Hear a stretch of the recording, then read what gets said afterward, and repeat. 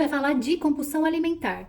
Porque eu vejo que existe uma briga aqui agora, né? Porque os psiquiatras, nutricionistas, todos de TikTok aqui, ou as pessoas que simplesmente consomem conteúdo e começam com, porque fulano me disse que isso não é compulsão, porque compulsão alimentar come arroz gelado. Eu já tive compulsão e nunca comi arroz gelado. Será que eu não tive compulsão? Vocês têm que parar de ficar invalidando o sofrimento dos outros, ou às vezes algumas informações que são reais, porque você só ouviu uma pessoa falando disso, e às vezes essa pessoa nem especialização em nada ela tem. Às vezes ela viu uma matéria um dia na faculdade, ponto final, né?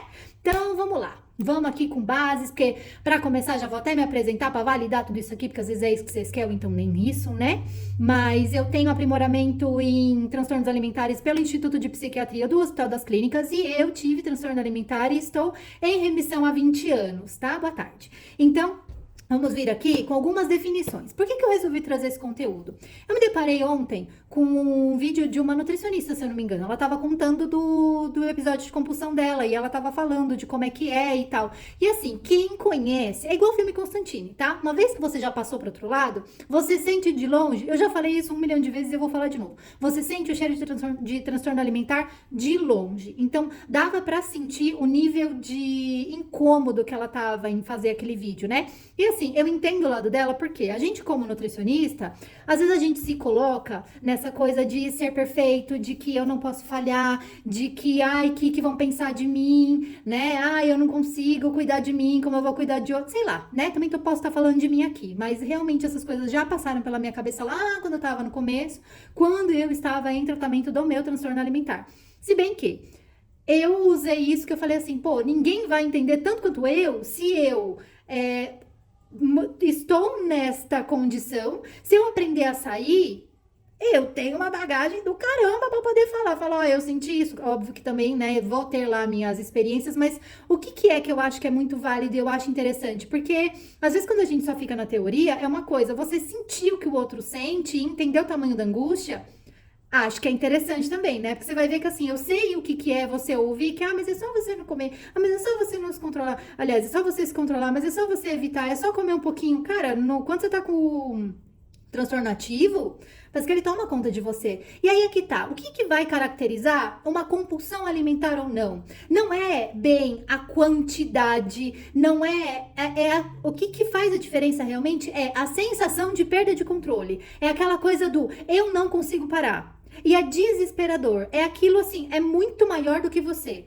Então, às vezes, para algumas pessoas, a compulsão, ela pode não estar numa característica que se encaixa nos diagnósticos do DSM ou do CID, seja lá o que for o que você está usando para se basear.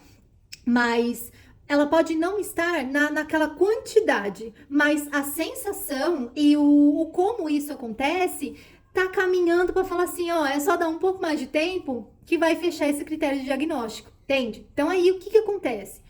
E a gente também tem que pensar que é o seguinte, a compulsão ou então o exagero e essa sensação de descontrole alimentar, ela pode também ser consequência de uma restrição alimentar severa que às vezes você está fazendo. Por quê? Porque tá seguindo um raio de uma dieta, porque você cismou que você tem que ter o abdômen trincado, né? Você cismou que você vai casar daqui 3 meses e você precisa entrar no vestido e não o vestido entrar em você. Ou então, por que você não pensou antes em fazer um protocolo de cuidados e, sei lá, um programa de emagrecimento, seja lá com personal, com nutricionista, acompanhamento, que você já começou a se preocupar com isso pelo menos 1 ano e pouco antes, mas não, né? Você quer fazer isso de uma hora para outra. E aí você começa a se envolver nessas dietas, nessas maluquices que são extremamente restritivas. Pensa numa coisa, toda restrição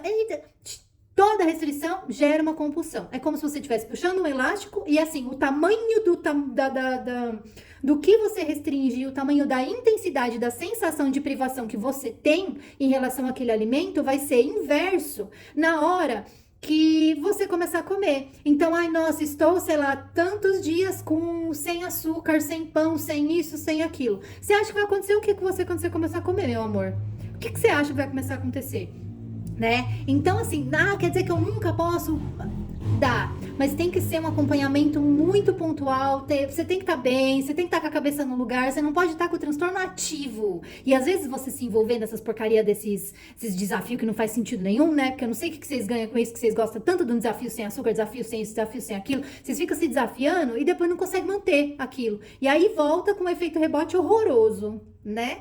Então, a compulsão alimentar, às vezes, ela se dá pelo tamanho da restrição que vocês fazem. E aí, às vezes, acontece o seguinte, eu sinto que eu exagerei na hora que eu cheguei em casa, que a gente não sabe onde começa o tal do ovo da galinha, né? Você não sabe quem nasceu primeiro. Então, às vezes, vocês vêm de uma alimentação extremamente restritiva, então, eu sinto que eu tenho que controlar os meus carboidratos. Eu faço um café da manhã todo lindo e maravilhoso, que eu como 2 ovos cozidos ou um ovo mexido com não sei o que, com, sei lá, queijo e um whey protein.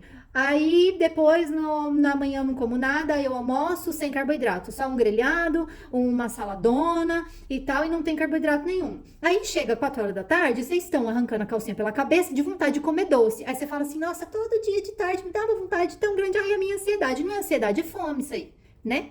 E é vontade de comer por quê? Porque, cara, não faz sentido você excluir grupos alimentares, não faz o menor sentido, a gente não tem que pensar em exclusão, você tem que pensar em inclusão, você tem que entender que às vezes você come muito carboidrato, que você come poucos vegetais, mas não gosta, aprende a gostar, é isso, e é a vida, essa é a vida e pronto, acabou. Entende? Você não precisa aprender, nossa, eu vou virar um coelho de uma hora para outra. Não precisa.